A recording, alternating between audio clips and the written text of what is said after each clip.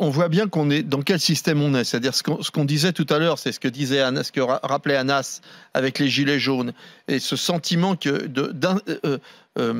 d'inégalité au sein du pays qui transcende, à mon avis, qui dépasse la question syndicale, qui dépasse même la question des partis politiques, qui fait que les gens rament et se disent c'est pas normal qu'il y ait quand même des gens à 50 000 balles.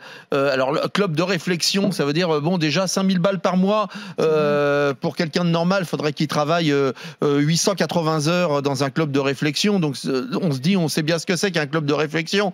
C'est bon, c'est pas beaucoup d'heures engagées.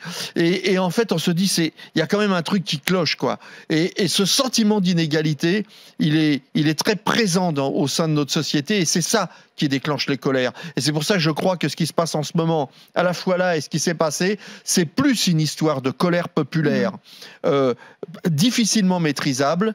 Et on voit que les syndicats ont du mal, et les partis politiques aussi, et que depuis quelques mois, ils courent après les colères, et non plus ils organisent les colères, ils courent après. Ouais. Et là, donc Monsieur Delevoye a parlé d'erreur et d'omission par oubli. Et je voudrais dire que, contrairement à ce qu'on pense, ce n'est pas que français.